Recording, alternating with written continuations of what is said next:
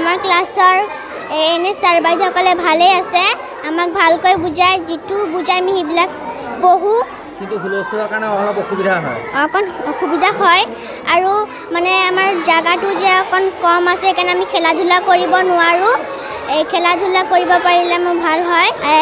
আমাৰ স্কুলটো যে ভাল কৰি দিয়ক আৰু ফিল্ড মানে জাগাকেইটা ডাঙৰ কৰি দিয়ক মামা আমাক 2 তলীয়া কৰি দিয়ক আমাৰ যিহেতু মাটি কম সেইকাৰণে আমাক 2 তলীয়া কৰি দিয়ক মহলীয়া আৰু তেতিয়া আমি খেলা ধূলাকেইটা কৰিব পাৰিম আৰু মাটি যিহেতু আমাৰ কম সেইকাৰণে আমি জাগাত থাকিব পৰা নাই মানে এই হুলস্থুল বেছি হোৱাৰ কাৰণে আমাৰ হয় আমাৰ শ্ৰেণীকোঠাৰ অভাৱজনী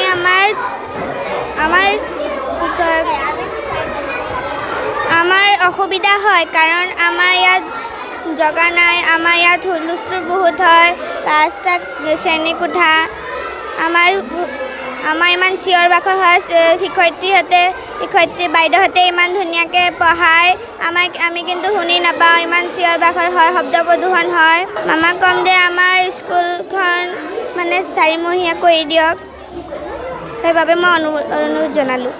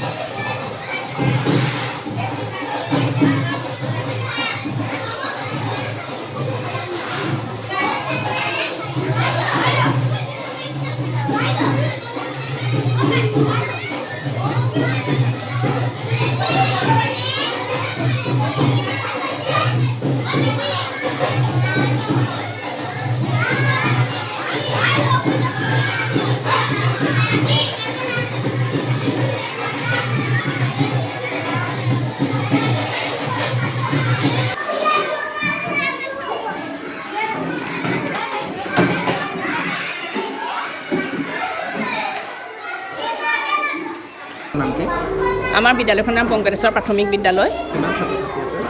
বৰ্তমান 170 জন ছাত্ৰ ছাত্ৰী আছে দেখা পোৱা গৈছে এটা হল ঘৰতে গোটেইখিনি ছাত্ৰ ছাত্ৰীক পাঠদান কৰে অসুবিধাৰ সৃষ্টি হয় বহুখিনি অসুবিধাৰ আমি সন্মুখীন হৈছোঁ মানে এটা হলৰ ভিতৰতে ছাত্ৰ ছাত্ৰীখিনিয়ে শিক্ষা গ্ৰহণ কৰিবলগীয়া হোৱাৰ কাৰণে আমাৰ শ্ৰেণীকোঠাৰ যিহেতু অভাৱ মানে তেওঁলোকে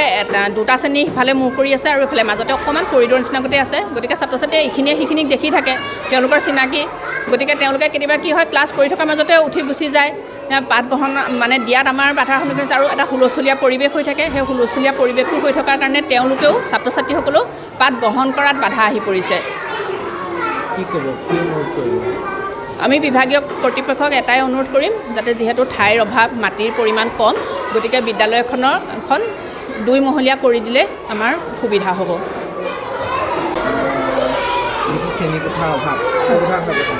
শ্ৰেণীকোঠাৰ অভাৱৰ কাৰণে আমাৰ যথেষ্ট মানে শিক্ষাৰ দানৰ ক্ষেত্ৰত যথেষ্ট অসুবিধা হয় কাৰণ আমাৰ পাৰ্টিশ্যন বোলা বস্তুটো আছে যদিও মানে সুবিধাজনক নহয় কাৰণ আমাৰ হল ঘৰ নাই হল এটা ঘৰতে আমি 6টা শ্ৰেণীকোঠা